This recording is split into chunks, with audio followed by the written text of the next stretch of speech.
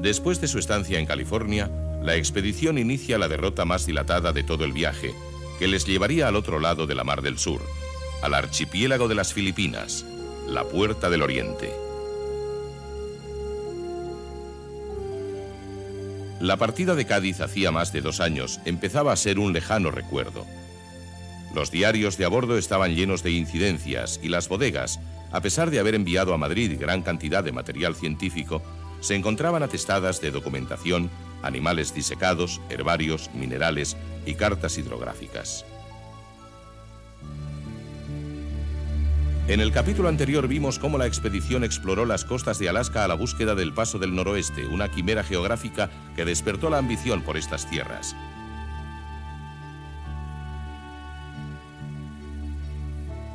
En Yakutat convivieron con los Tlingit, representantes de las culturas del noroeste, y quedaron sorprendidos de su perfecta adaptación al medio natural, el bosque y el mar.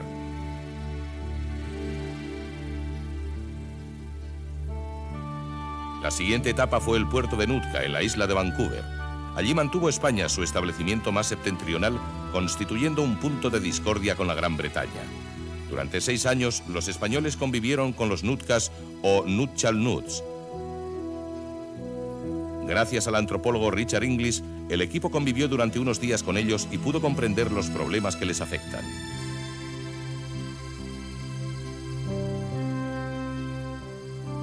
Después de abandonar las frías aguas del norte, la siguiente etapa les llevó a la cálida California, una región que gracias a las misiones franciscanas estuvo integrada a la corona española.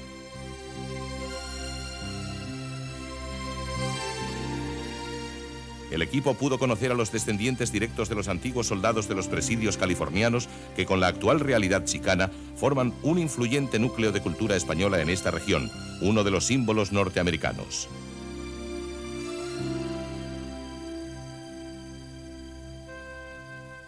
Ahora, las corbetas se enfrentaban a la navegación más larga de todo el viaje.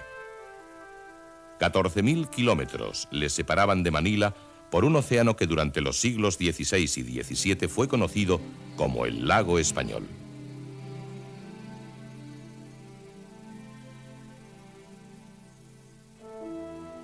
Es difícil imaginar que este caos, que es hoy Manila, a medio camino entre una ciudad norteamericana y asiática, fuese hace menos de un siglo una tranquila ciudad española de aire y costumbres provincianas. Por debajo del inverosímil mundo de la ciudad moderna se conservan todavía restos de aquel pasado glorioso. Toda la vida se desarrollaba aquí, dentro de las murallas, y por eso Intramuros se identifica con la época colonial. En estas fuertes edificaciones que han resistido terremotos, huracanes y el paso del tiempo, perduran las raíces de la cultura hispana. Su principal puerto de Cavite centralizaba todo el comercio con China y se unía a México por medio del llamado Galeón de Manila. El galeón era un barco de difícil manejo y debido a su lentitud, presa fácil de los piratas o de los frecuentes huracanes que azotaban la región. En la ruta a América, el galeón navegaba atiborrado de preciadas mercancías orientales, especias, porcelana y los famosos mantones que no eran de Manila sino de China y que se vendían en Acapulco un 300% más caros que cuando iniciaban su viaje. De regreso, los galeones transportaban gran cantidad de plata, víveres para la guarnición y artículos occidentales que los hábiles mercaderes vendían en la ciudad. Esta dependencia del comercio hizo que la población española en el archipiélago nunca llegase a ser muy numerosa, compuesta sobre todo de ricos comerciantes.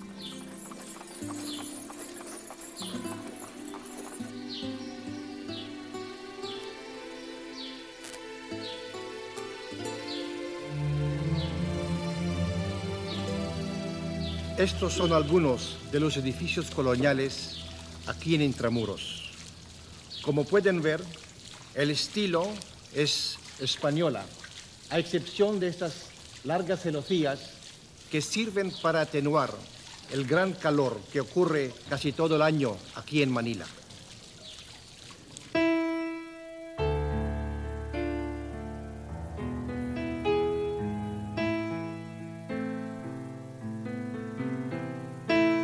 A mediados del siglo XIX, solo unos 5.000 españoles vivían en el archipiélago. El sistema social era muy estable y apenas influido por la metrópoli, lo que permitió que la presencia española en la isla perviviera hasta hace menos de un siglo. Aquí tenemos una familia filipina de habla español que vivía aquí en el barrio de Intramuros hace 100 años. Una vez a la semana, después de la siesta, cuando ya no hacía mucho calor, se acostumbraba a tener una sesión de música, una tertulia, a cabo de un miembro de la familia.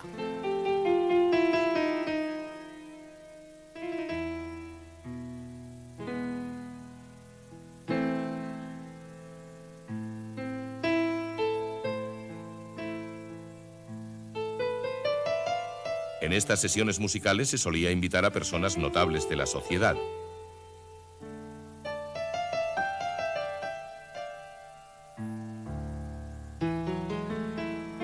Nunca faltaba un sacerdote o fraile y un oficial de la Guardia Civil, representantes respectivamente de la autoridad espiritual y política de la península.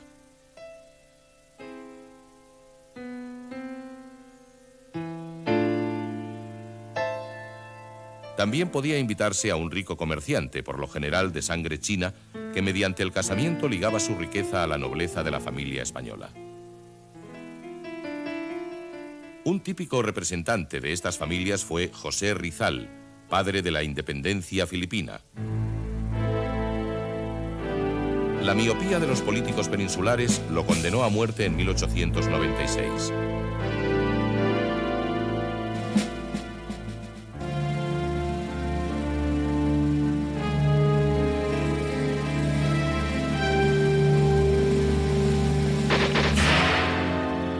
Rizal era un hombre moderado, muy ligado a la cultura española y que tan solo quería una independencia que no supusiese la ruptura con el pasado. Su sangre fue la desencadenante de una cruenta lucha que no cesaría hasta 1898, en que se proclamó la independencia del archipiélago.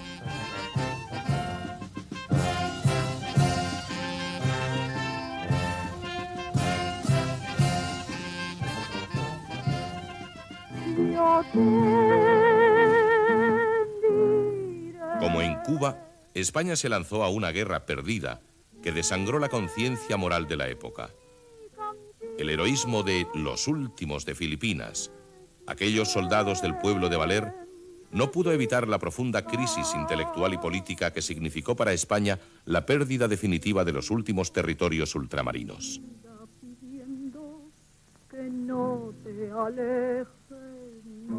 The political and scientific expedition made by the two Spanish vessels Descubierta y Atrevida around the globe. En los últimos años, la actitud en Filipinas hacia España ha cambiado. Un cierto desencanto del modelo americano y una mayor conciencia histórica fomentan un mejor conocimiento de la común historia.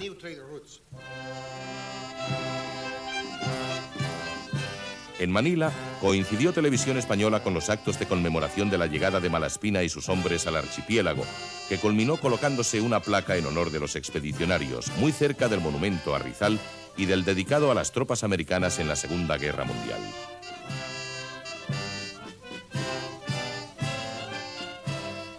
Mientras el grueso de los marinos y naturalistas permanece en Filipinas, José Bustamante, con la Atrevida, navega a Macao, enclave del comercio occidental con China.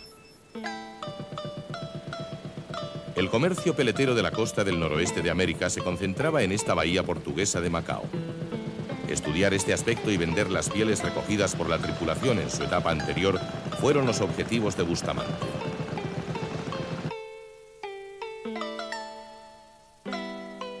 En 1555, los chinos concedieron Macao a los portugueses para que fueran intermediarios en el tráfico con Japón y limpiasen de piratas toda la región. Macao se convertirá desde entonces en el enclave comercial de todo el lejano oriente.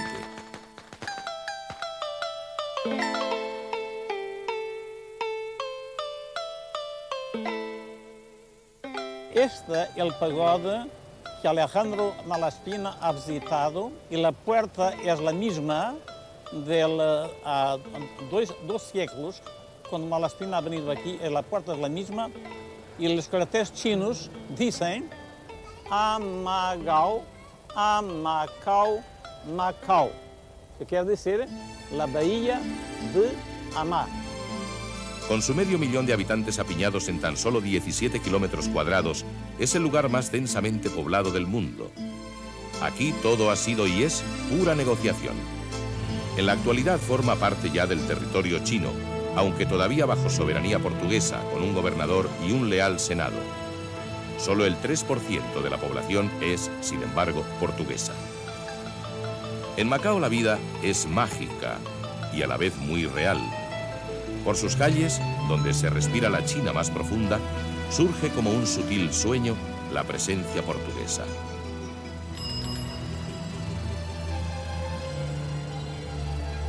Una ciudad marcada también por la leyenda de la corrupción, del juego, de la prostitución, pero que a la vez se proyecta como una activa metrópoli de negocios asiática, con una vida nocturna enigmática y fascinante a los ojos del europeo. En realidad, nadie sabe qué ocurrirá cuando 2 años más tarde que Hong Kong, en diciembre de 1999, pase definitivamente a soberanía china.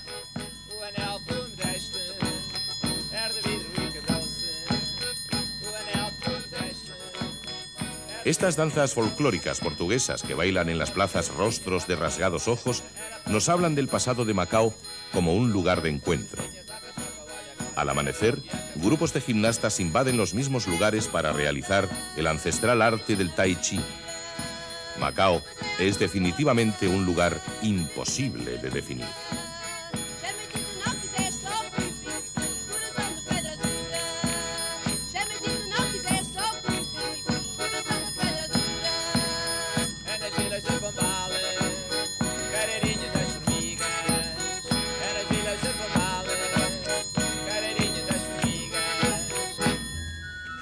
Mientras tanto, la actividad del resto de los expedicionarios en Filipinas es incansable. Por mar, diferentes comisiones cartografían las costas de la isla de Luzón, a la vez que los naturalistas se internan para estudiar una flora y fauna apenas conocida por la ciencia europea. Antonio Pineda se dirige al norte de la isla por el interior. Un paisaje de cordilleras prácticamente inaccesibles y selvas húmedas y sofocantes en donde las fiebres y picaduras son muy frecuentes.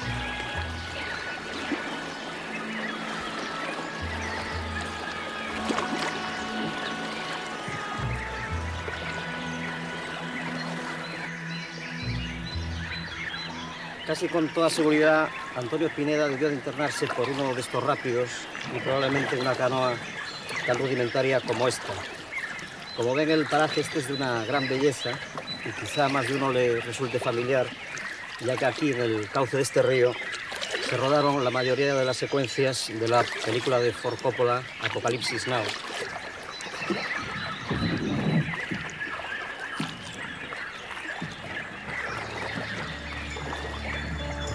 This is the end, beautiful friend.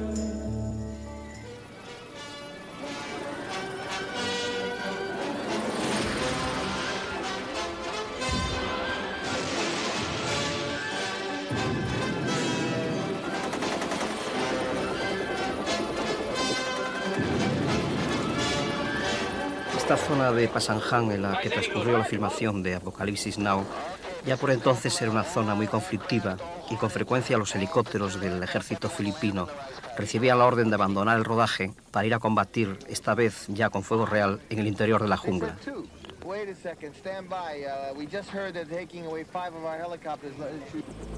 Nosotros tuvimos más suerte que Coppola y el ejército filipino puso a nuestra disposición un helicóptero, no solo para facilitar nuestro trabajo, sino porque en la región donde queríamos filmar siguiendo los pasos del naturalista Antonio Pineda existen grupos incontrolados de la guerrilla comunista. El interior de la isla está dominado por una cordillera en donde sus habitantes han construido en los últimos 2 milenios estas terrazas para el cultivo del arroz, que así nos describe Pineda.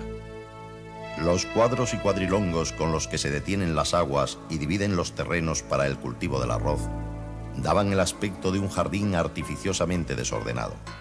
Los pueblos, emboscados entre palmeras y platanales, con ingeniosas calzadas rodeadas de arrozales, conservan los indicios de la vegetación más lozana.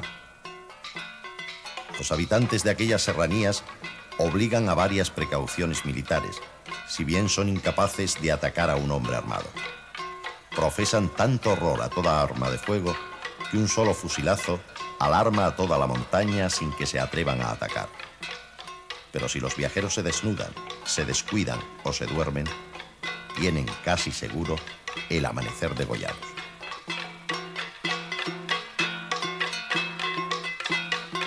Pineda no fue atacado, pero después de una penosa marcha murió víctima de unas fiebres tifoideas. Una pérdida que afectó profundamente a Malaspina. Un hombre extraordinariamente humano, un filósofo con exceso instruido, un amigo siempre sociable y un compañero afable y ameno. La muerte del jefe de los naturalistas no interrumpió los trabajos botánicos. Como en otras partes, se centraron en el estudio de aquellas especies que tenían un peso importante en la actividad económica, como por ejemplo el tabaco.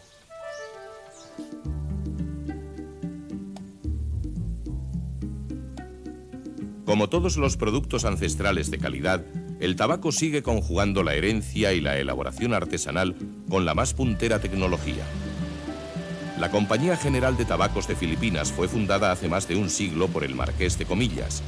Propiedad de tabacalera española, es hasta nuestros días uno de los símbolos más importantes de la presencia de la península en las islas. En sus modernas instalaciones no solo se lían los más artesanales puros, sino que se exporta la delicada hoja del tabaco a otros lugares del mundo.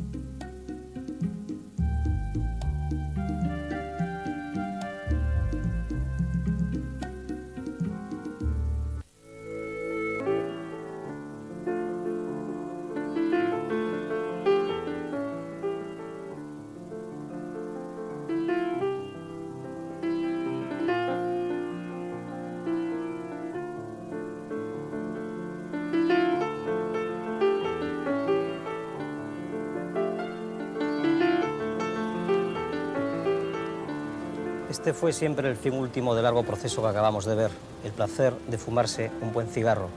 Un placer muy sencillo, pero que sin embargo, a lo largo de la historia, ha movido la economía de muchos países.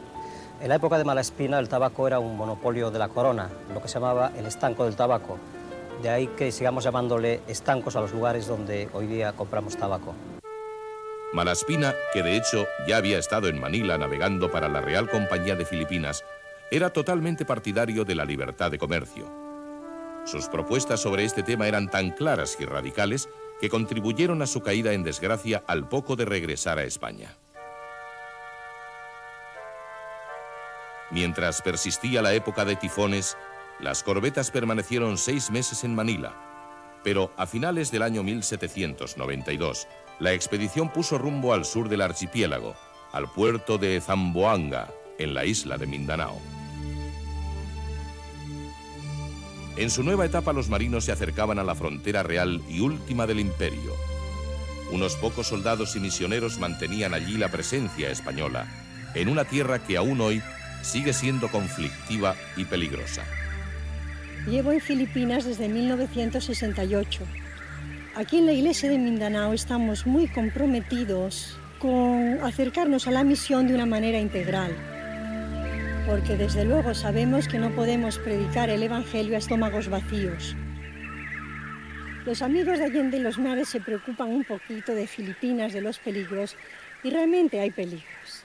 Primero empecemos por los peligros de desgracias naturales, realmente terremotos, tifones, habéis visto ya por Europa el volcán Pinatubo, pero a mí siempre me llama la atención con la resignación que esta gente lo lleva y ni se preocupan, tienen que perder su casa y realmente es que son fatalistas por naturaleza.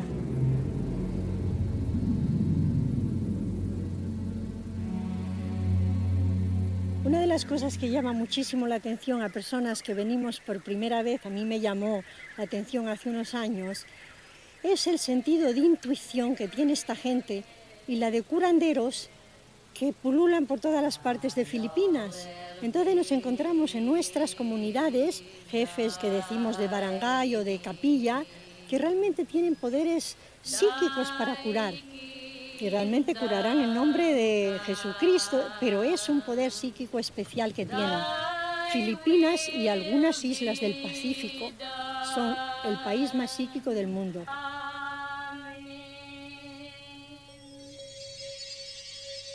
Los curanderos o faith healer dicen que Dios les ha otorgado la facultad de operar el cuerpo humano sin otro instrumental que las manos. Hablamos de operación, pero no debemos entenderlo en estricto sentido médico. Al parecer, pueden hacer con sus manos una incisión en el cuerpo por la que extraen restos sanguinolentos sin dejar ninguna cicatriz o señal.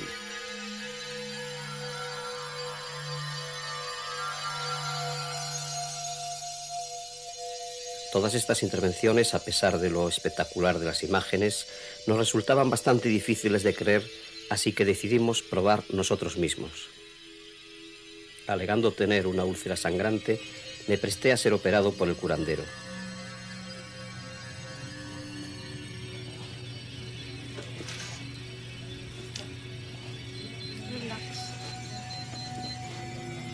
Debo confesar que durante la intervención no sentí nada que fuera más allá de la fuerte presión de las manos del faith healer sobre mi estómago.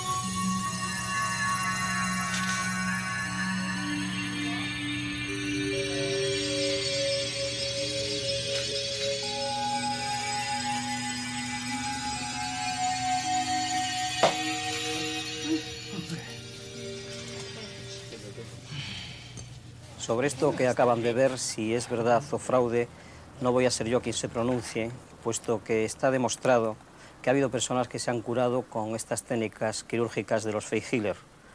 Y por respeto mismo a esas personas, algunas de las cuales se encontraban en estado casi terminal, preferimos no desvelar nada y que cada uno saque sus propias conclusiones a tenor de lo que han visto. Las aguas de Mindanao y el mar de Borneo han sido desde hace centenares de años tierra abonada para la piratería. La expedición no se libró de su encuentro. Nos disponíamos en la misma mañanita para salir cuando se vieron 3 pancos piratas que acababan de cautivar 6 individuos de ambos sexos que habían hallado mariscando descuidadamente. La atrevida había aparejado y armado su lancha, pero los piratas, con mucho tino y astucia, y conociendo grupos terroristas musulmanes, simples piratas, autoridades locales corruptas, convierten esta región en una de las más peligrosas del mundo.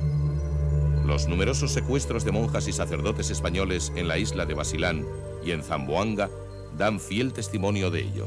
Pues aquí en Mindanao sí es verdad, existen peligros. Primero porque es una tierra virgen, entonces está menos protegida desde luego. El gobierno nos puede dar muy poca protección. Tenemos la guerrilla comunista y sobre todo la guerrilla musulmana por un Mindanao independiente. De la agresividad de la guerrilla musulmana fuimos lamentablemente testigos directos. Mientras hacíamos estas tomas del barrio musulmán de la ciudad de Zamboanga, un reducto donde ni la policía ni el ejército se atreven siquiera a entrar, y a pesar de ir fuertemente armados, sufrimos el ametrallamiento de nuestro helicóptero. En ese momento iba un compañero de la televisión filipina grabando con una pequeña cámara de vídeo. Este fue el momento de los impactos que por suerte dieron en la panza del viejo helicóptero de la época americana de Vietnam. Afortunadamente su fuerte blindaje evitó una tragedia.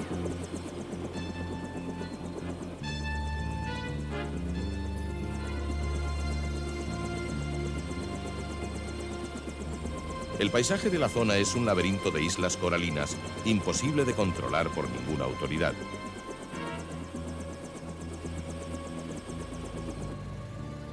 En grupos reducidos de 15 a 20 individuos, muchos de ellos adolescentes, fuertemente armados, esperan escondidos el paso de cualquier embarcación.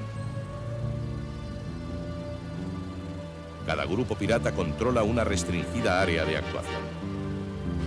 Sus víctimas suelen ser pobres pescadores y comerciantes y algunos descuidados turistas, a quienes asesinan después de desvalijarles. Este soldado nos narra con la naturalidad de quien ha nacido en una región donde la vida es frágil el encuentro con los piratas. Durante una persecución a un barco pirata que se negó a detenerse cuando le di el alto, sufrí varios disparos y afortunadamente conseguí sobrevivir. Una bala me alcanzó en el muslo y otro impacto aquí, en la muñeca. Acercarse a la historia de estas islas sin la impresión que suponen los sangrientos acontecimientos diarios resulta difícil. Después de numerosas gestiones, el equipo pudo entrevistar a Zainuddin Nuño, uno de los más importantes jefes musulmanes de Mindanao.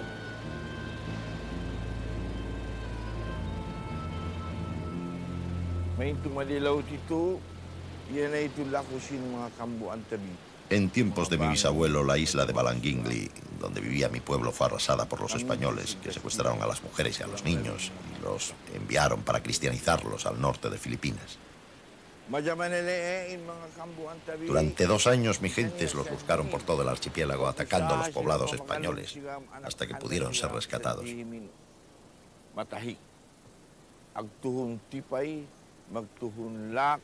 Lo que ustedes llaman piratería no se corresponde con la tradición que desde hace cientos de años se practica en Zamboanga. Además de ser en el pasado una forma de guerra contra los cristianos, era una forma de vida para las personas que habitaban las islas.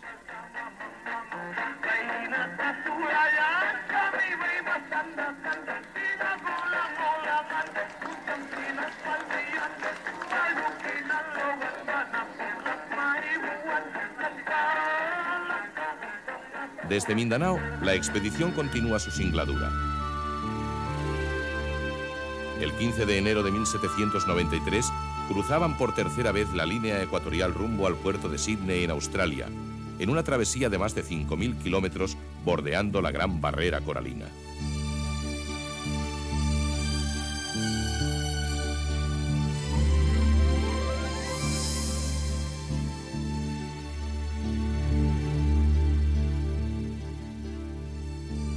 Este hermoso paisaje de Sídney despertó la admiración de los marinos.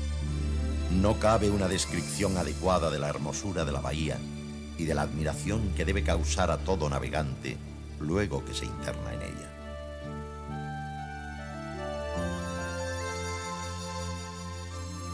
Las corbetas fondean en un lugar abrigado de la bahía para hacer aguada y leña y dar descanso a la marinería. Hoy día se da la curiosa coincidencia que aquel mismo lugar donde atracó Malaspina está hoy ocupado por el famosísimo edificio de la Ópera de Sídney. Sídney había sido descubierta por el capitán Cook y unos años más tarde el gobierno inglés decidió enviar allí a una multitud de desheredados de la metrópoli que infestaban sus cárceles. Aquel presidio ha llegado a ser una próspera nación, miembro de la Commonwealth, enclavada en el cada vez más potente mundo asiático.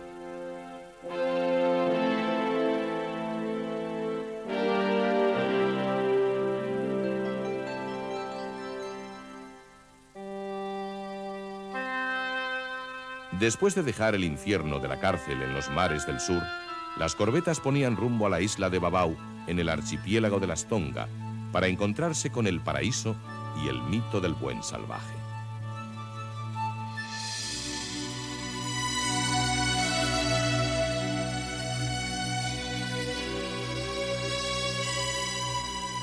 Malaspina contaba con las noticias de Cook sobre estas islas que él llamó de los amigos, y con el diario de a bordo del audaz navegante coruñés Francisco Murelle, que descubrió Babau unos años antes.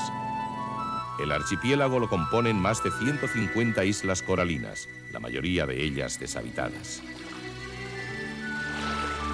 En la época de Malaspina, las teorías sobre el buen salvaje estaban muy vivas en Europa.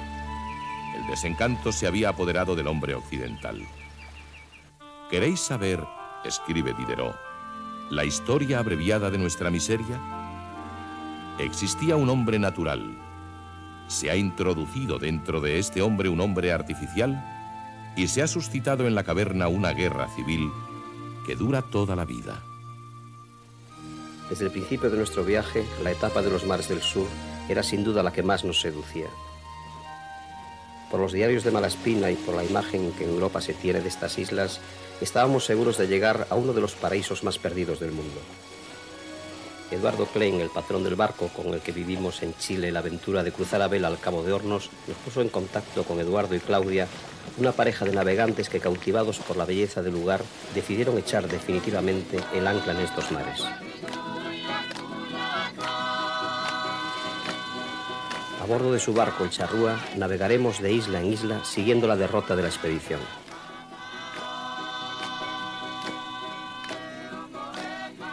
Como Malaspina, fuimos objeto de un grato recibimiento por parte de los habitantes de Babao.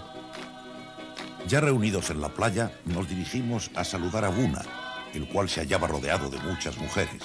Siguiéronse inmediatamente los bailes, a la vez que cantaban al mismo tiempo, acompañando la música de las cañas.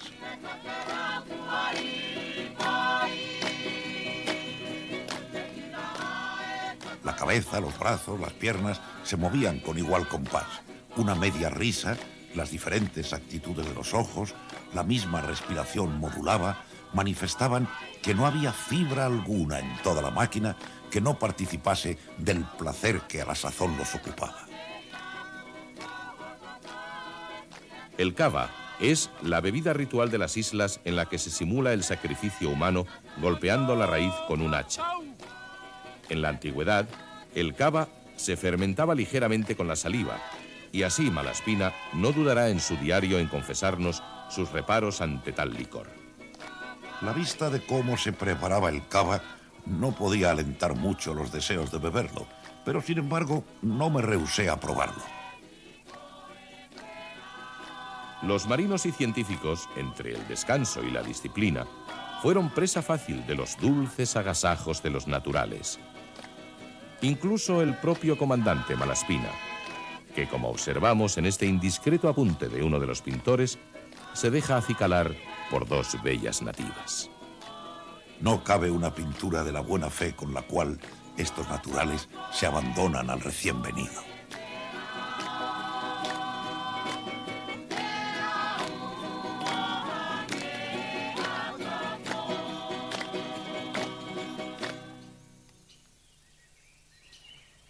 Después de los bailes nos reunimos con los nativos. Estamos en Pangaisamoto, la misma playa a la que llegó la expedición, y para todos Buna, el jefe que recibió a Malaspina, es un personaje importante de su historia. No es de extrañar su sorpresa y alegría cuando pudieron ver el retrato que de él hicieron los pintores de la expedición.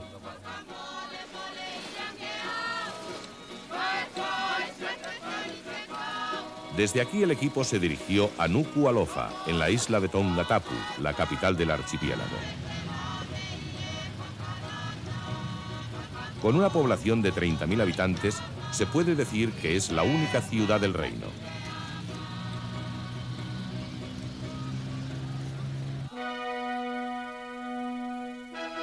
El equipo iba a tener el honor de ser recibido por el rey de Tonga, Su Majestad Taufa'ahau Topou IV. Alguno de nosotros prefirió acudir a la recepción con el traje tradicional de Tonga, compuesto de una larga falda llamada tapa, que se confecciona artesanalmente con un tejido sacado de la corteza de un árbol. Su Majestad, que había conocido la presencia de Malaspina en Babao, nos habló de un viaje que hizo hace unos años a España. Estuve en España hace unos pocos años y pude disfrutar de la cálida hospitalidad del rey, la reina y los miembros de la familia real.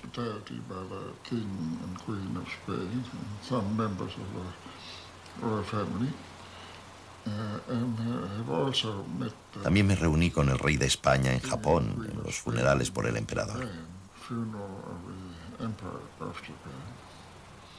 After Malaspina and his sailors left Babao, después de que Malaspina y sus hombres salieron para Babao, los nativos hicieron canciones y danzas para conmemorar aquella visita que estuvo en su memoria durante largo tiempo. It was in their memory for a long time. One of the old Una de las hymns antiguas I have canciones que here, tengo aquí dice: Venga con mí y salgamos a andar en Afuluao. Oiga los ruidos felices de los españoles y aprenda el sí y no.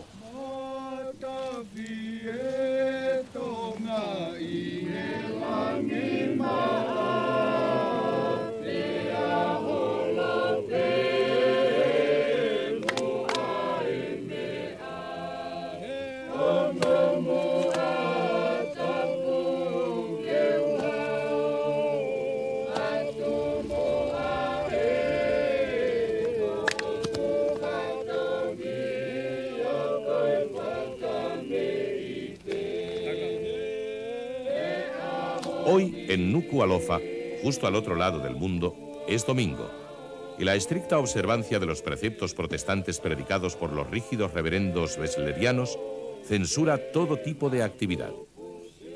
Hasta hace unos pocos años estaba prohibido incluso conducir, y aún en la actualidad, el aeropuerto internacional cierra sus puertas en el Día del Señor. Puesto que nada podíamos hacer en la capital, ya que queríamos ser respetuosos con la prohibición de no trabajar, encontramos una excelente disculpa para dedicar el día a navegar con Eduardo y Claudia y hacer unas inmersiones en estos fondos coralinos tan maravillosos. Pronto para virar, ¿eh? Que virando.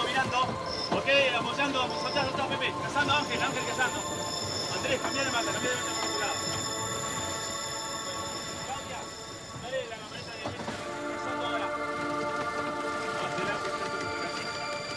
Ahora le ganamos. Muy bien, ahí.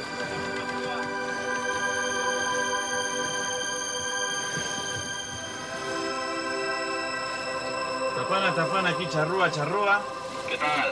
Muy bien, te quiero decir que vamos justo rumbo a Tapana y una sorpresa para ahí. Son un grupo de amigos españoles de la expedición de Malaspina que los vienen a visitar y le digo que tengo unos amigos que son medios locos españoles que están en esta isla. Coño, pero qué sorpresa, ¿no? Ahora de repente os esperaremos aquí con un buen recibimiento y la payita ya va marchando entonces, ¿no? Media hora estamos anclando en Tapana, ¿eh?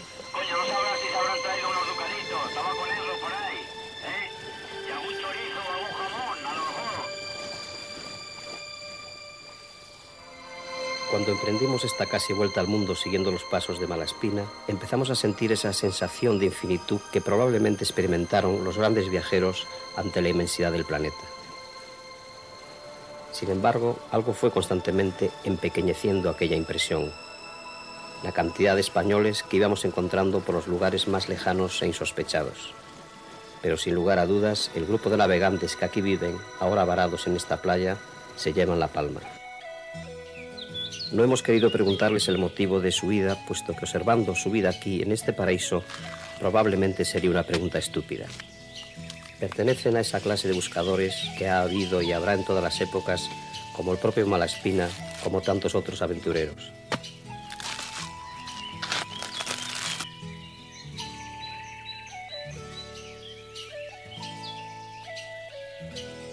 Pues andábamos por ahí, por España, metido en unos negocios, en todo el mundo este del progreso, todas estas cosas, y quizás pues no aguantábamos ya la velocidad que iba todo, no podíamos aguantar el trabajo y el trajín y todo esto, y entonces decidimos salir con un barco de vela y salir para una isla soñada hasta que llegamos a Babao y aquí andamos.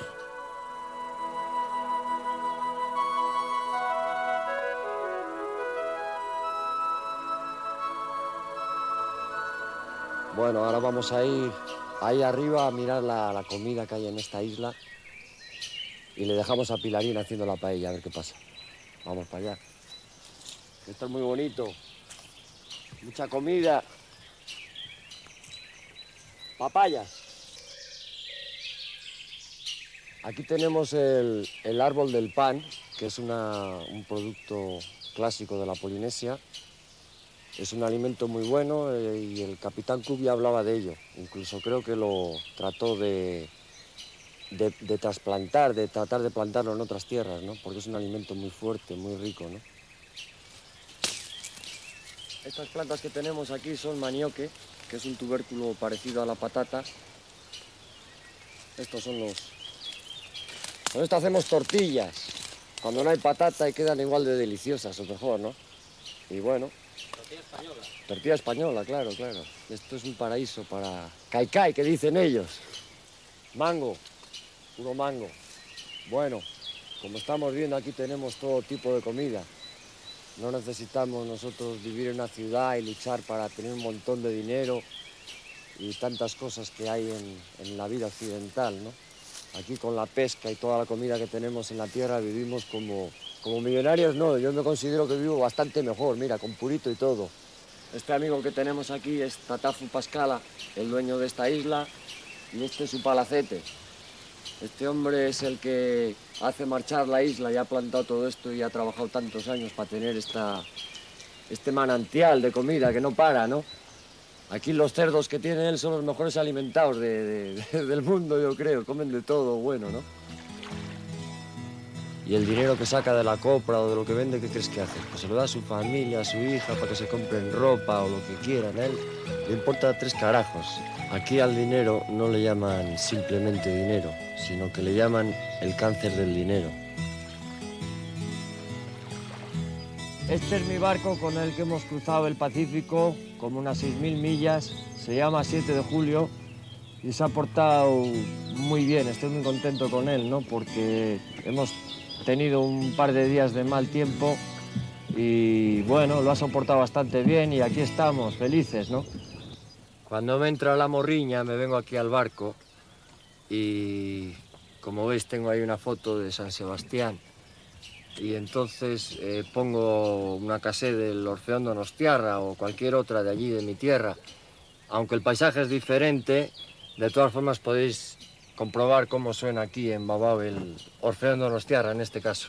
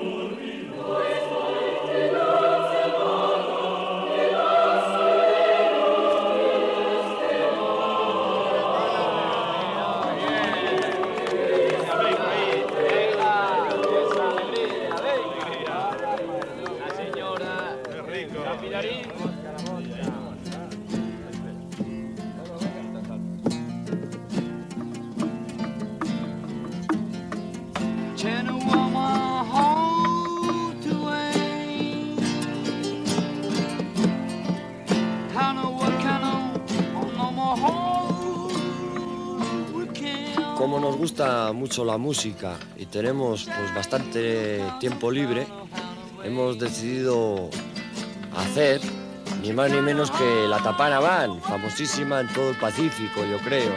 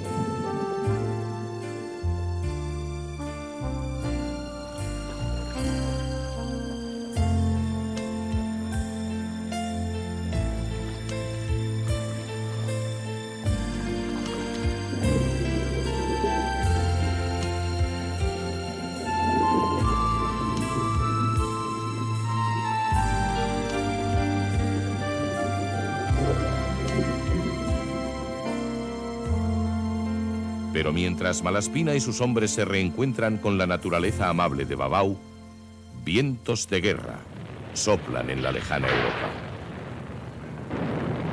La Francia revolucionaria está cambiando el mapa político internacional y la guerra popular incendia el viejo continente. En Filipinas ya conocía Malaspina las tensiones internacionales que podían desembocar en una guerra total. Decide entonces que el regreso sea nuevamente por América para aprestarse a una posible intervención. Las dos corbetas dejarán de ser laboratorios y bibliotecas flotantes para convertirse de nuevo en barcos de guerra. Finalmente llegan a Cádiz el 21 de septiembre de 1794, a los 62 meses de su partida. Nada más desembarcar, el comandante y sus oficiales se dirigen a Madrid. Son los marinos de más prestigio de la Armada, y Malaspina está ansioso de exponer los proyectos de reforma que ha madurado en tan largo viaje. Lejos está de imaginar su más inmediato futuro. Los ministros examinan con admiración la ingente cantidad de materiales recogidos por todo el imperio y le encargan se ponga rápidamente a redactar el diario de su viaje y ordenar el material científico.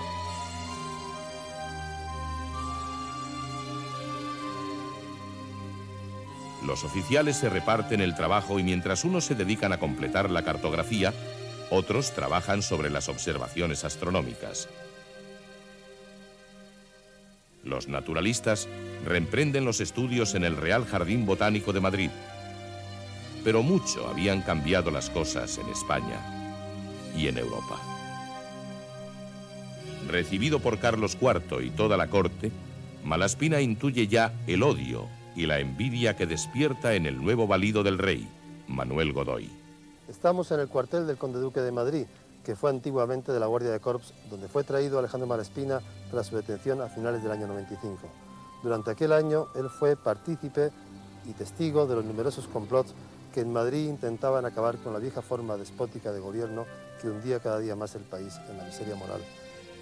Él aportaba a las nuevas formas de gobierno, hijas de la Revolución, una visión de América que sustituía la conquista por la colonia, la rapiña por la creación de riqueza, que creaba nuevas naciones libres. Él fue víctima de esas ideas, de la mano de personajes mezquinos como Godoy, la propia reina María Luisa. Él, en su generosidad, intenta aportar un pensamiento que le lleva primero a la prisión y luego a la peor de las prisiones, al olvido.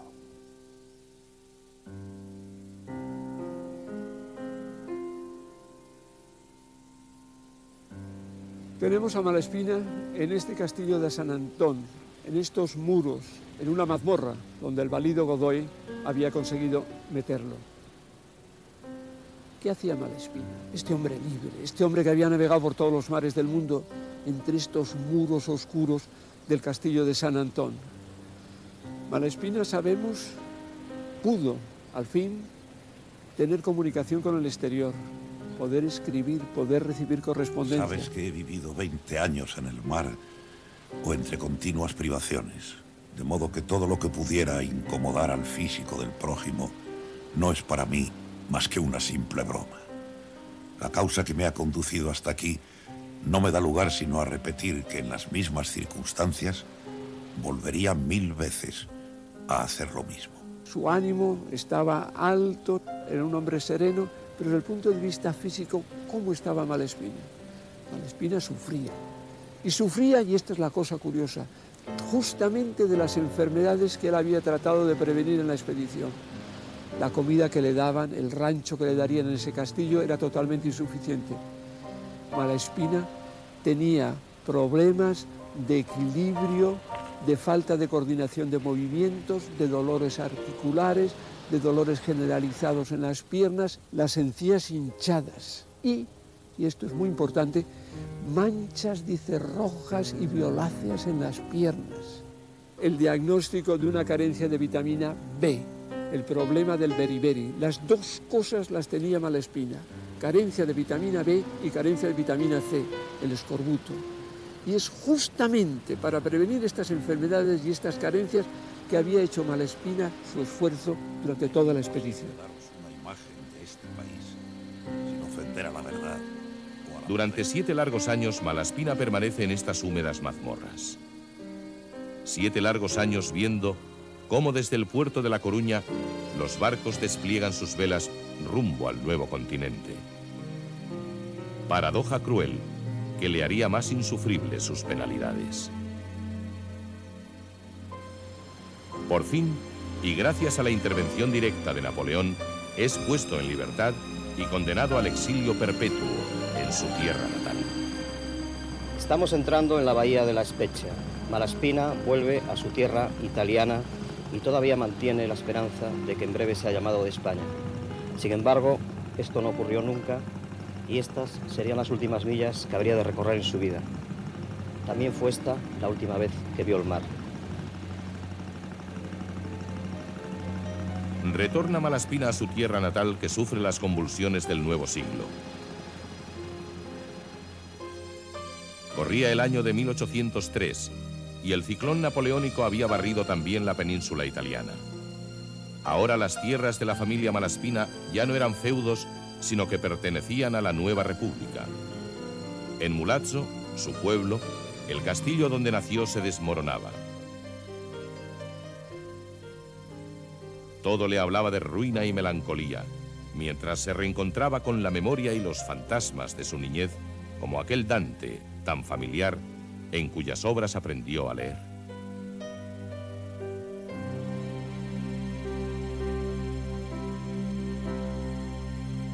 Malaspina se sentía cansado, pero no derrotado.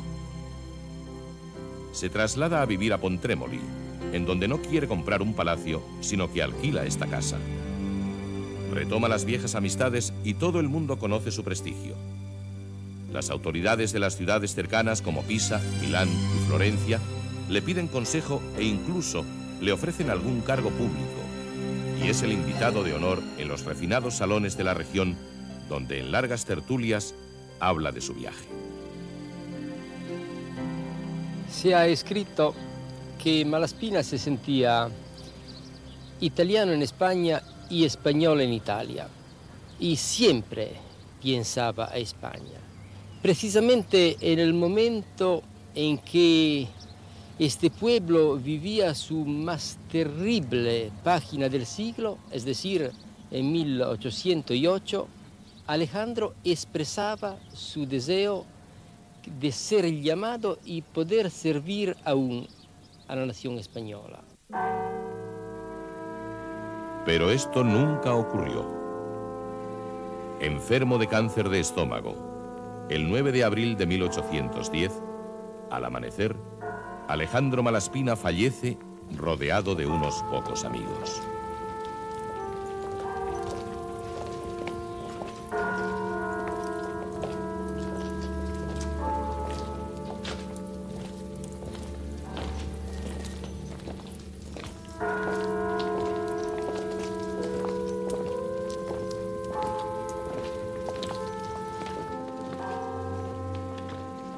Así pudo ser el funeral de Alejandro Malaspina, pues en esta antigua cofradía las reglas, las costumbres son los mismos desde unos siglos.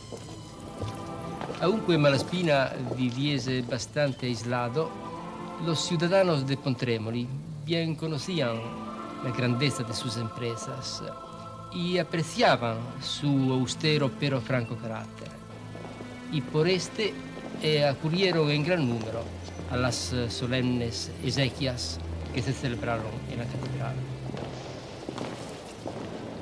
Oremus, absolve quesumus Domini, animam pamuli tui Alexandri, ut de punctus seculo tibi vivat, et que per fragilitate in carnis humana conversazione comisit, per Christum Dominum nostrum. Amén. Amén. Alejandro Malaspina fue enterrado en el pequeño cementerio de Pontremoli. Como su labor científica y política, su tumba fue pronto olvidada y a mediados del siglo XIX no quedaba ya ningún vestigio de la misma. Hoy, una sencilla lápida recuerda a los visitantes que en este sagrado recinto yacen los huesos de aquel gran marino. Pero la fascinación que producen estos hombres mezcla de poetas, aventureros y científicos, que creyeron poder cambiar el mundo con las ideas y el trabajo, continúa. Es una permanente invitación abierta para todos los que quieran aceptar el reto y emprender la búsqueda del hombre y el conocimiento, como hace 200 años lo hicieron Malaspina y sus hombres con su viaje.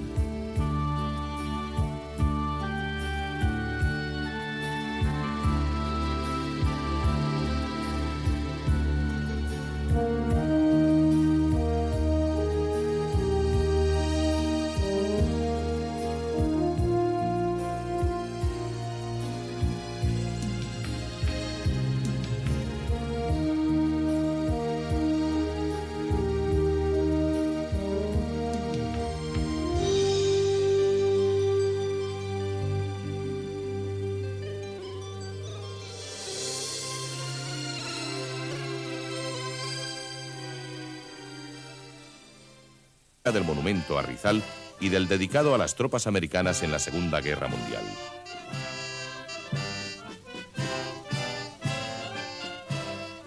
Mientras el grueso de los marinos y naturalistas permanece en Filipinas, José Bustamante, con la atrevida, navega a Macao, enclave del comercio occidental con China. El comercio peletero de la costa del noroeste de América se concentraba en esta bahía portuguesa de Macao. Estudiar este aspecto y vender las pieles recogidas por la tripulación en su etapa anterior fueron los objetivos de Bustamante.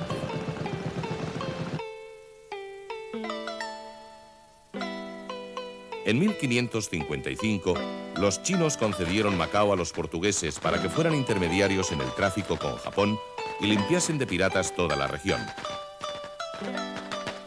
Macao se convertirá desde entonces en el enclave comercial de todo el lejano oriente.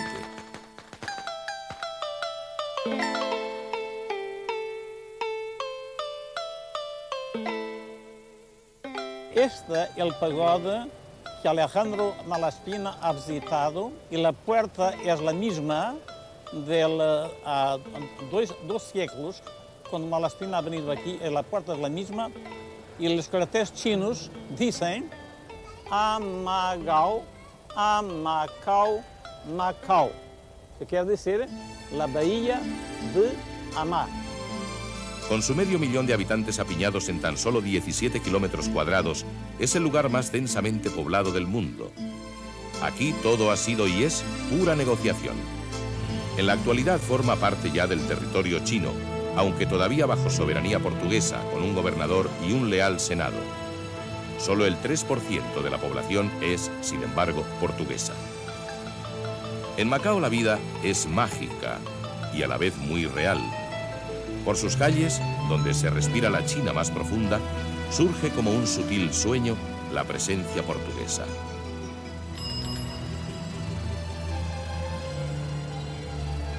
Una ciudad marcada también por la leyenda de la corrupción, del juego, de la prostitución, pero que a la vez se proyecta como una activa metrópoli de negocios asiática, con una vida nocturna enigmática y fascinante a los ojos del europeo. En realidad, nadie sabe qué ocurrirá cuando 2 años más tarde que Hong Kong, en diciembre de 1999, pase definitivamente a soberanía china.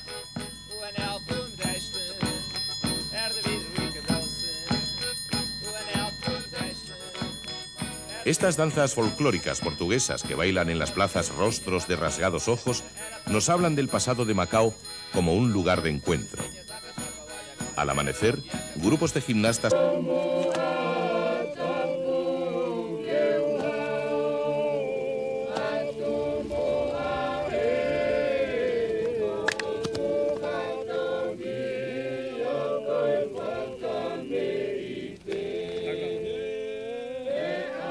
Hoy, en Nuku'alofa, justo al otro lado del mundo, es domingo, y la estricta observancia de los preceptos protestantes predicados por los rígidos reverendos weslerianos censura todo tipo de actividad.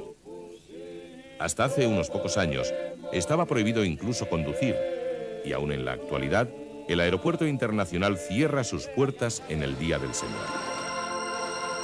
Puesto que nada podíamos hacer en la capital, ya que queríamos ser respetuosos con la prohibición de no trabajar, encontramos una excelente disculpa para dedicar el día a navegar con Eduardo y Claudia y hacer unas inmersiones en estos fondos coralinos tan maravillosos.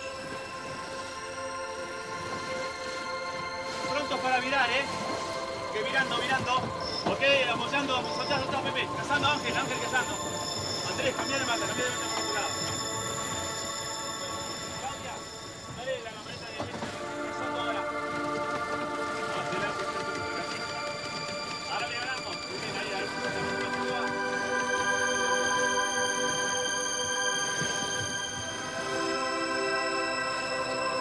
Tapana, aquí charrúa. ¿Qué tal? Muy bien, te quiero decir que vamos justo rumbo a Tapana y una sorpresa para ahí. Son un grupo de amigos españoles de la expedición de Malaspina que los vienen a visitar y le digo que tengo unos amigos que son medios locos españoles que están en esta isla. Coño, pero qué sorpresa, ¿no? Ahora de repente que os esperaremos aquí con un buen recibimiento y la payita ya va marchando entonces, ¿no? Media hora estamos anclando en Tapana, ¿eh? Coño, no sabrás si se habrán traído unos ducaditos, tabaco negro por ahí, ¿eh? Y algún chorizo o algún jamón, a lo mejor.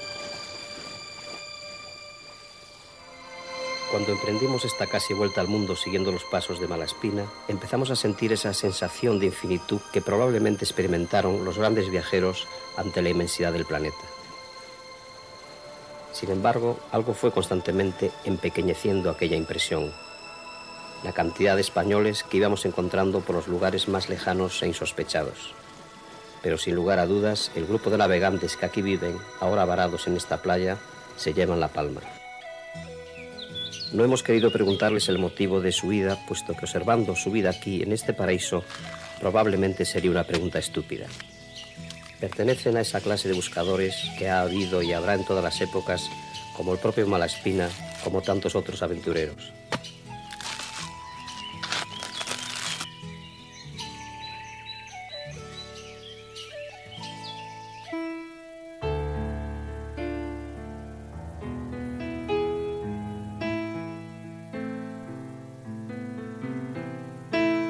A mediados del siglo XIX, solo unos 5.000 españoles vivían en el archipiélago. El sistema social era muy estable y apenas influido por la metrópoli, lo que permitió que la presencia española en la isla perviviera hasta hace menos de un siglo.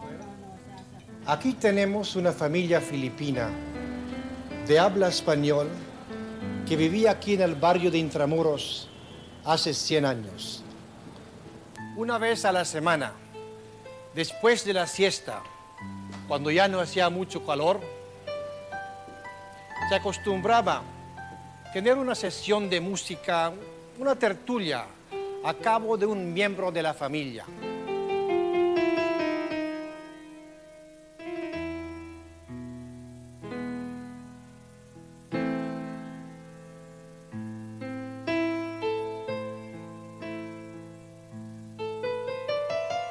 En estas sesiones musicales se solía invitar a personas notables de la sociedad.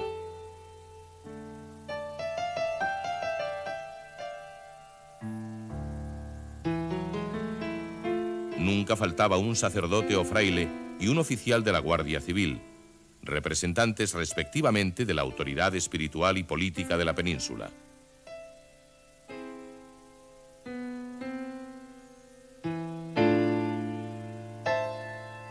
También podía invitarse a un rico comerciante, por lo general de sangre china, que mediante el casamiento ligaba su riqueza a la nobleza de la familia española. Un típico representante de estas familias fue José Rizal, padre de la independencia filipina. La miopía de los políticos peninsulares lo condenó a muerte en 1896.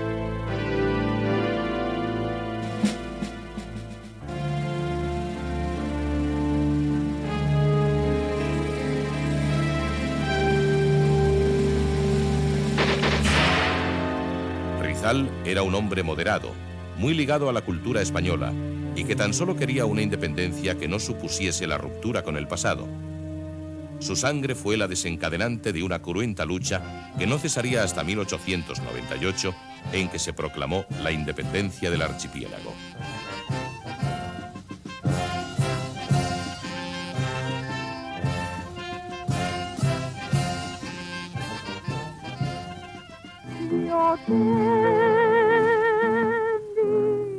Como en Cuba, España se lanzó a una guerra perdida que desangró la conciencia moral de la época. El heroísmo de los últimos de Filipinas. Este fue el momento de los impactos que por suerte dieron en la panza del viejo helicóptero de la época americana de Vietnam. Afortunadamente su fuerte blindaje evitó una tragedia.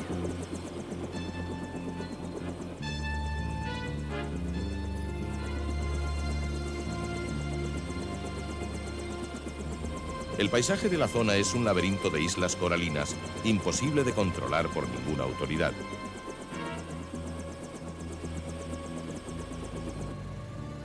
En grupos reducidos de 15 a 20 individuos, muchos de ellos adolescentes, fuertemente armados, esperan escondidos el paso de cualquier embarcación.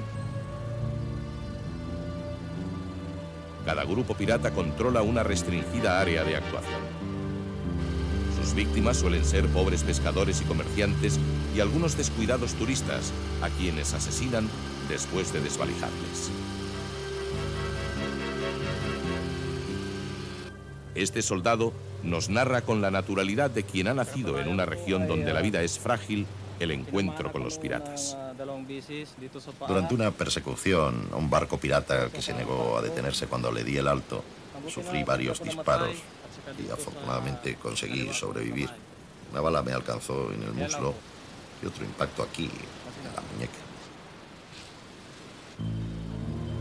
Acercarse a la historia de estas islas sin la impresión que suponen los sangrientos acontecimientos diarios resulta difícil.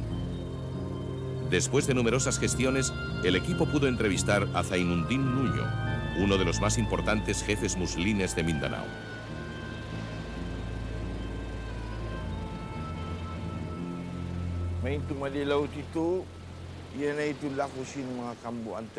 En tiempos de mi bisabuelo, la isla de Balangingli, donde vivía mi pueblo, fue arrasada por los españoles, que secuestraron a las mujeres y a los niños y los enviaron para cristianizarlos al norte de Filipinas.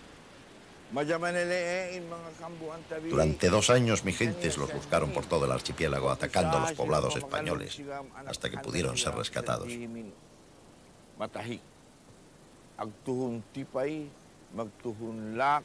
Lo que ustedes llaman piratería no se corresponde con la tradición que desde hace cientos de años se practica en Zamboanga. Además de ser en el pasado una forma de guerra contra los cristianos, era una forma de vida para las personas que habitaban las islas.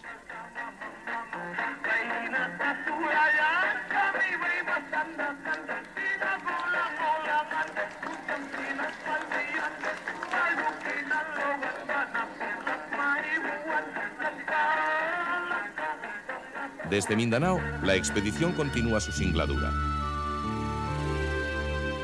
El 15 de enero de 1793, frente a soberanía china.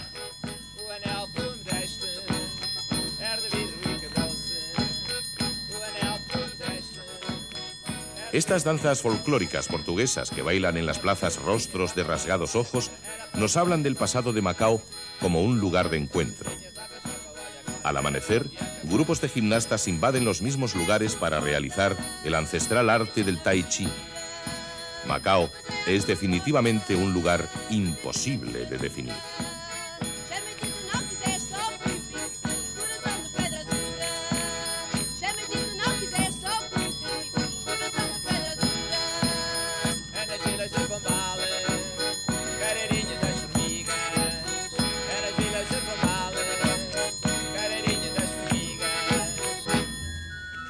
Mientras tanto, la actividad del resto de los expedicionarios en Filipinas es incansable.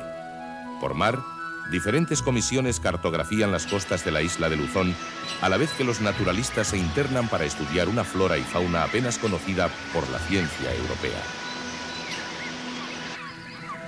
Antonio Pineda se dirige al norte de la isla por el interior. Un paisaje de cordilleras prácticamente inaccesibles y selvas húmedas y sofocantes en donde las fiebres y picaduras son muy frecuentes.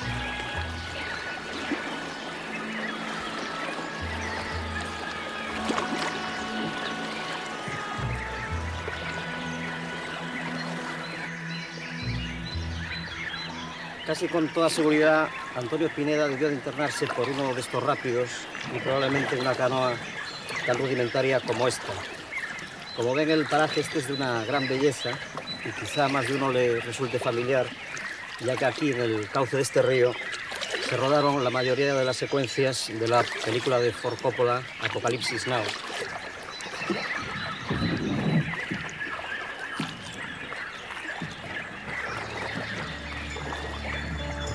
This is the end, beautiful friend.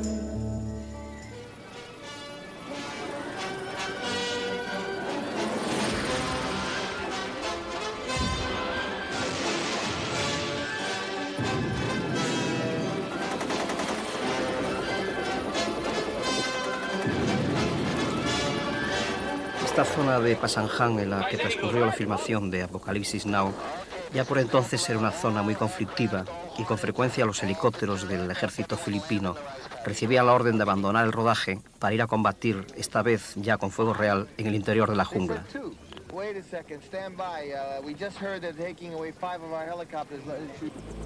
Nosotros tuvimos más suerte que Coppola y el ejército filipino puso a nuestra disposición un helicóptero.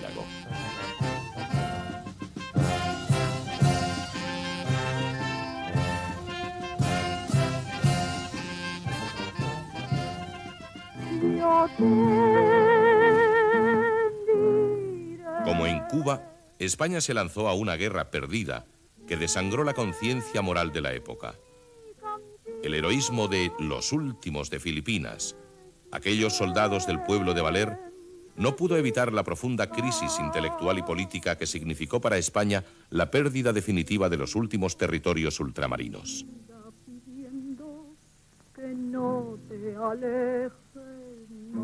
The political and scientific expedition made by the two Spanish vessels Descubierta y Atrevida around the globe.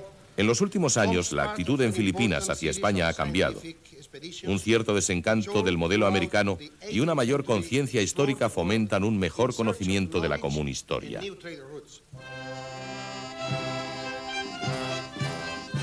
En Manila, coincidió Televisión Española con los actos de conmemoración de la llegada de Malaspina y sus hombres al archipiélago, que culminó colocándose una placa en honor de los expedicionarios, muy cerca del monumento a Rizal y del dedicado a las tropas americanas en la Segunda Guerra Mundial.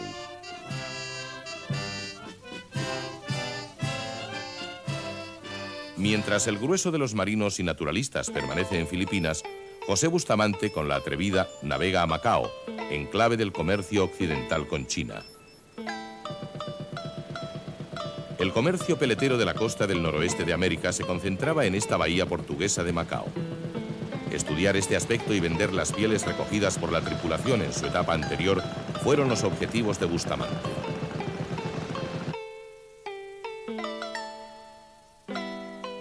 En 1555, los chinos concedieron Macao a los portugueses para que fueran intermediarios en el tráfico con Japón y limpiasen de piratas toda la región.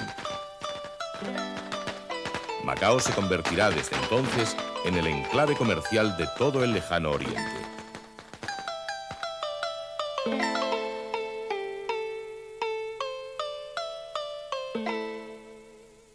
Este es el pagoda que Alejandro Malaspina ha visitado y la puerta es la misma de dos siglos. Cuando Malaspina ha venido aquí, la puerta es la misma y los carteles chinos dicen Amagao, Amacao, Macao, que quiere decir la bahía de Amá. Con su 500.000 de habitantes apiñados en tan solo 17 kilómetros cuadrados, es el lugar más densamente poblado del mundo. Aquí todo ha sido y es pura negociación. Y bueno, lo ha soportado bastante bien y aquí estamos, felices, ¿no? Cuando me entra la morriña me vengo aquí al barco y como veis tengo ahí una foto de San Sebastián y entonces pongo una caseta del Orfeón Donostiarra o cualquier otra de allí, de mi tierra. Aunque el paisaje es diferente, de todas formas podéis comprobar cómo suena aquí en Babao el Orfeón Donostiarra en este caso.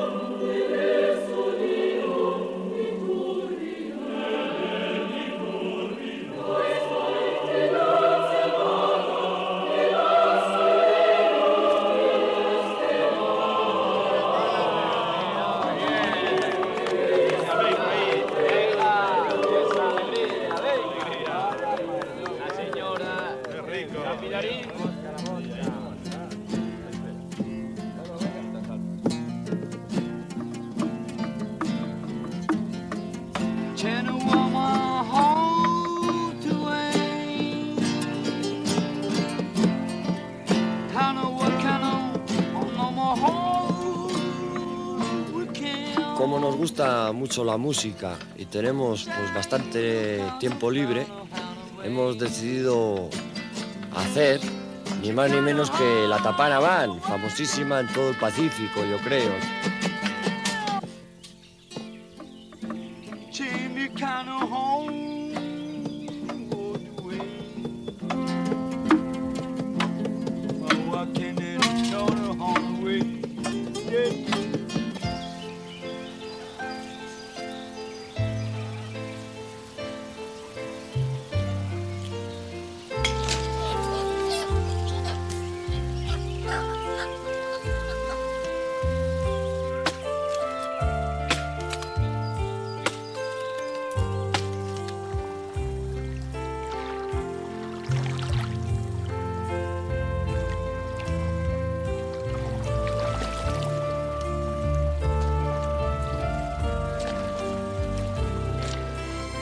Que el regreso sea nuevamente por América para prestarse a una posible intervención.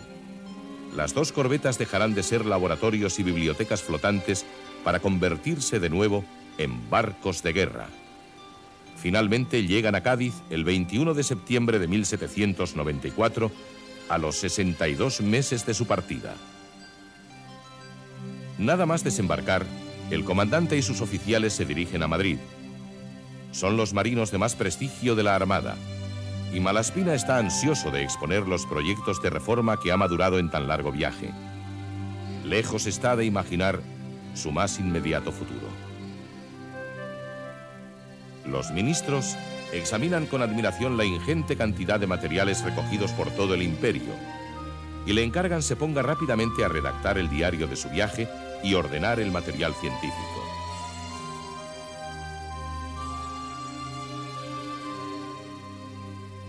Los oficiales se reparten el trabajo y mientras unos se dedican a completar la cartografía, otros trabajan sobre las observaciones astronómicas. Los naturalistas reemprenden los estudios en el Real Jardín Botánico de Madrid. Pero mucho habían cambiado las cosas en España y en Europa. Recibido por Carlos IV y toda la corte, Malaspina intuye ya el odio y la envidia que despierta en el nuevo valido del rey, Manuel Godoy. Estamos en el cuartel del Conde-Duque de Madrid, que fue antiguamente de la Guardia de Corps, donde fue traído Alejandro Malaspina tras su detención a finales del año 95. Durante aquel año, él fue partícipe y testigo de los numerosos complots que en Madrid intentaban acabar con la vieja forma despótica de gobierno que hundía cada día más el país en la miseria moral. Él aportaba a las nuevas formas de gobierno hijas de la Revolución una visión de América que sustituía la conquista por la colonia, la rapiña por la creación de riqueza, que creaba nuevas naciones libres. Él fue víctima de esas ideas, de la mano de personajes mezquinos como Godoy, la propia reina María Luisa. Él, en su generosidad, intenta aportar un pensamiento que le lleva primero a la prisión y luego a la peor de las prisiones, al olvido.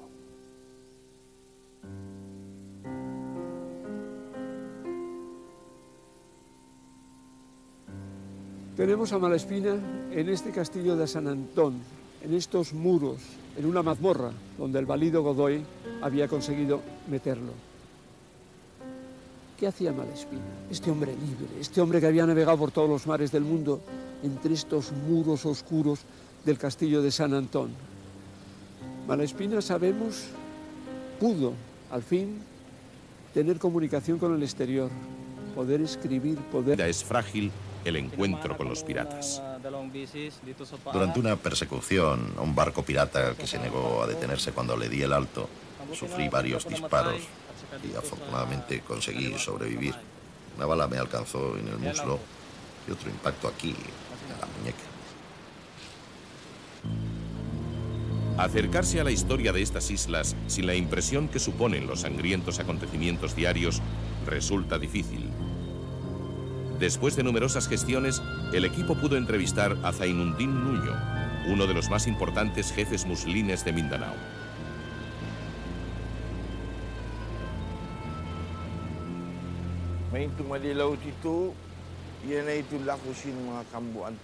En tiempos de mi bisabuelo, la isla de Balangingli, donde vivía mi pueblo, fue arrasada por los españoles, que secuestraron a las mujeres y a los niños y los enviaron para cristianizarlos al norte de Filipinas.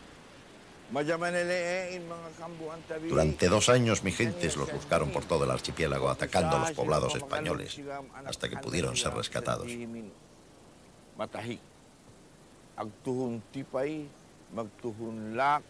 Lo que ustedes llaman piratería no se corresponde con la tradición que desde hace cientos de años se practica en Zamboanga. Además de ser en el pasado una forma de guerra contra los cristianos, era una forma de vida para las personas que habitaban las islas.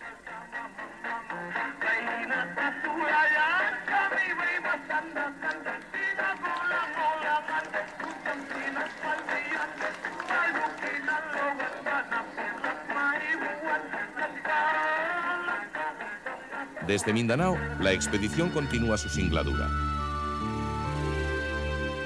El 15 de enero de 1793, cruzaban por tercera vez la línea ecuatorial rumbo al puerto de Sídney, en Australia, en una travesía de más de 5.000 kilómetros bordeando la Gran Barrera Coralina.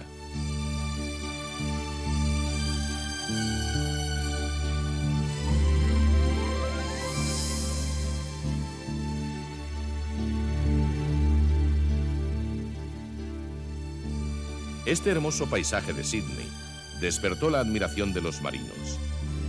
No cabe una descripción adecuada de la hermosura de la bahía y de la admiración que debe causar a todo navegante luego que se interna en ella.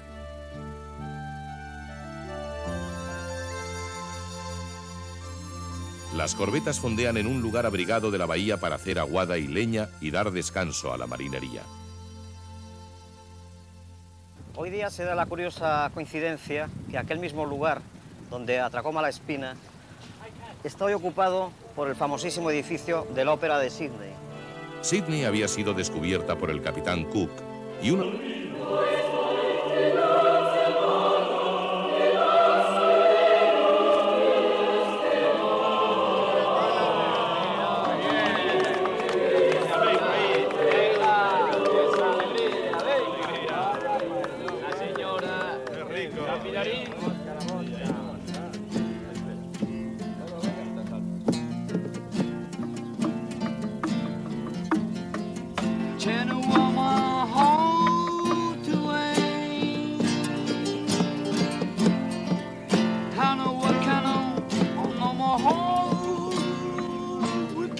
Como nos gusta mucho la música y tenemos pues bastante tiempo libre, hemos decidido hacer ni más ni menos que la Tapana Band, famosísima en todo el Pacífico, yo creo.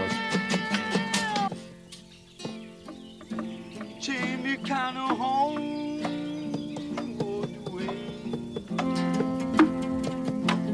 Oh, I can't let it go the whole way. Yeah.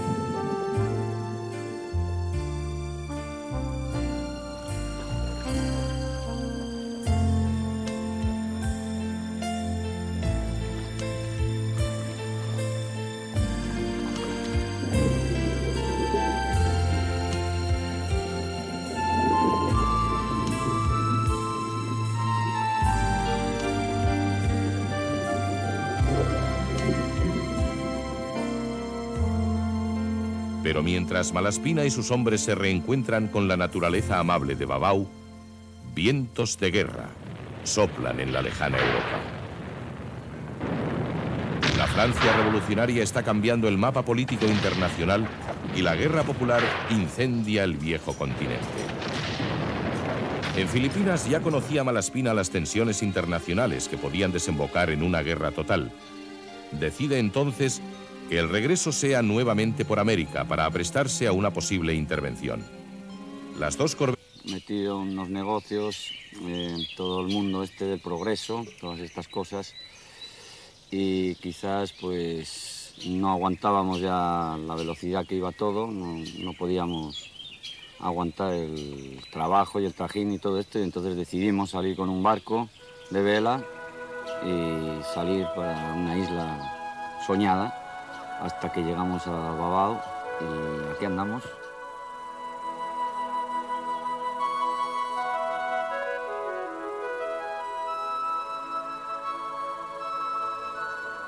Bueno, ahora vamos a ir ahí arriba a mirar la comida que hay en esta isla y le dejamos a Pilarín haciendo la paella, a ver qué pasa.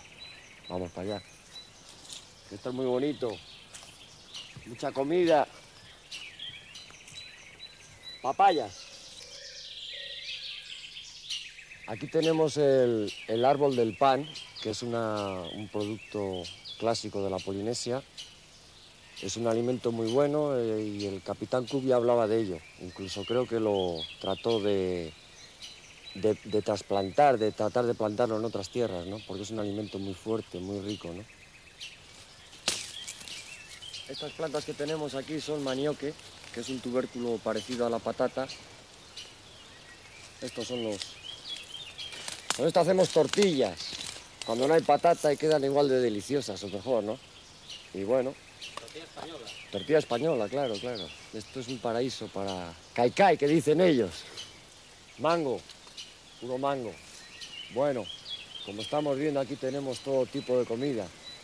No necesitamos nosotros vivir en una ciudad y luchar para tener un montón de dinero y tantas cosas que hay en la vida occidental, ¿no? Aquí con la pesca y toda la comida que tenemos en la tierra vivimos como millonarios, no. Yo me considero que vivo bastante mejor, mira, con purito y todo. Este amigo que tenemos aquí es Tatafu Pascala, el dueño de esta isla, y este es su palacete. Este hombre es el que hace marchar la isla y ha plantado todo esto y ha trabajado tantos años para tener este manantial de comida que no para, ¿no? Aquí los cerdos que tiene él son los mejores alimentados del mundo, yo creo. Comen de todo bueno, ¿no? Y el dinero que saca de la copra o de lo que vende, ¿qué crees que hace? Pues se lo da a su familia, a su hija, para que se compren ropa o lo que quieran. A él le importa 3 carajos. Aquí al dinero no le llaman simplemente dinero, sino que le llaman el cáncer del dinero. Este es mi barco con el que hemos cruzado el Pacífico, como unas 6.000 millas. Se llama 7 de julio y se ha portado muy bien. Estoy muy contento con él, ¿no? Porque hemos tenido... La guerrilla musulmana fuimos lamentablemente testigos directos. Mientras hacíamos estas tomas del barrio musulmán de la ciudad de Zamboanga, un reducto donde ni la policía ni el ejército se atreven siquiera a entrar, y a pesar de ir fuertemente armados, sufrimos el ametrallamiento de nuestro helicóptero. En ese momento iba un compañero de la televisión filipina grabando con una pequeña cámara de vídeo. Este fue el momento de los impactos que por suerte dieron en la panza del viejo helicóptero de la época americana de Vietnam. Afortunadamente, su fuerte blindaje evitó una tragedia.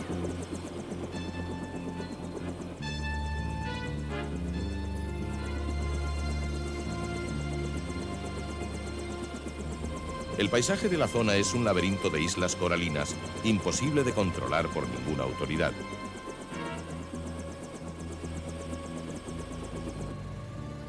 En grupos reducidos de 15 a 20 individuos, muchos de ellos adolescentes, fuertemente armados, esperan escondidos el paso de cualquier embarcación. Cada grupo pirata controla una restringida área de actuación. Sus víctimas suelen ser pobres pescadores y comerciantes y algunos descuidados turistas, a quienes asesinan después de desvalijarles. Este soldado nos narra con la naturalidad de quien ha nacido en una región donde la vida es frágil el encuentro con los piratas. Durante una persecución a un barco pirata que se negó a detenerse cuando le di el alto, sufrí varios disparos y afortunadamente conseguí sobrevivir. Una bala me alcanzó en el muslo y otro impacto aquí, en la muñeca. Acercarse a la historia de estas islas sin la impresión que suponen los sangrientos acontecimientos diarios resulta difícil. Después de numerosas gestiones, el equipo pudo entrevistar a Zainuddin Nuño, uno de los más importantes jefes muslines de Mindanao.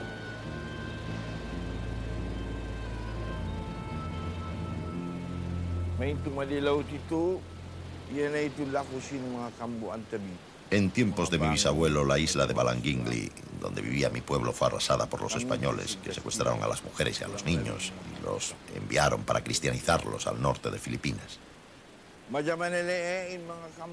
Durante 2 años, mis gentes los buscaron por todo el archipiélago, atacando a los poblados españoles, hasta que pudieron ser rescatados.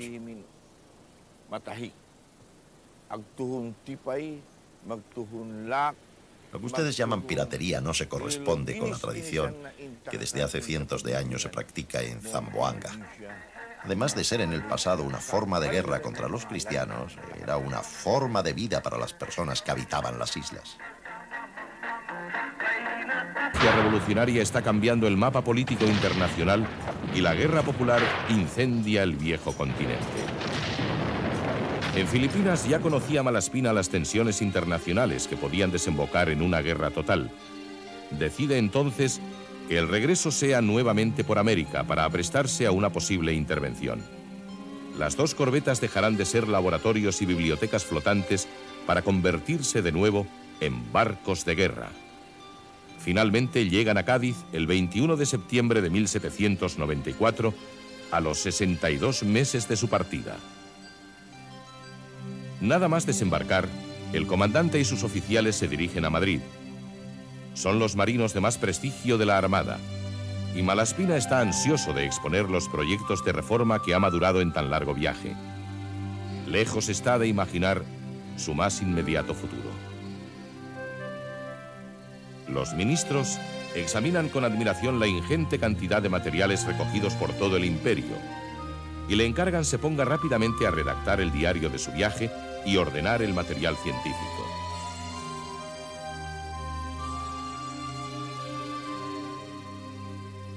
Los oficiales se reparten el trabajo y mientras unos se dedican a completar la cartografía, otros trabajan sobre las observaciones astronómicas.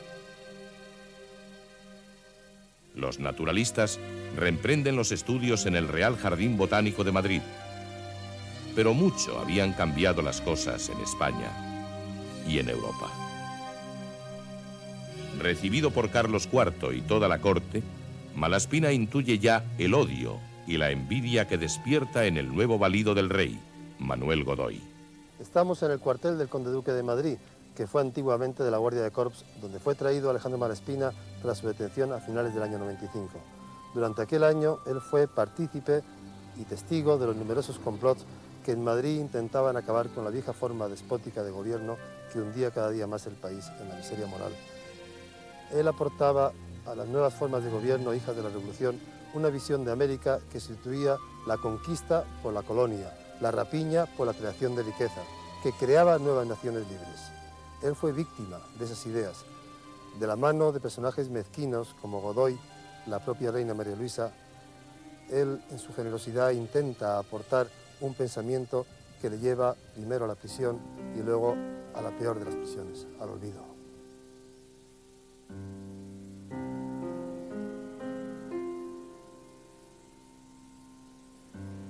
Tenemos a Malaspina en este castillo de San Antón, en estos muros, en una mazmorra donde el valido Godoy había conseguido meterlo.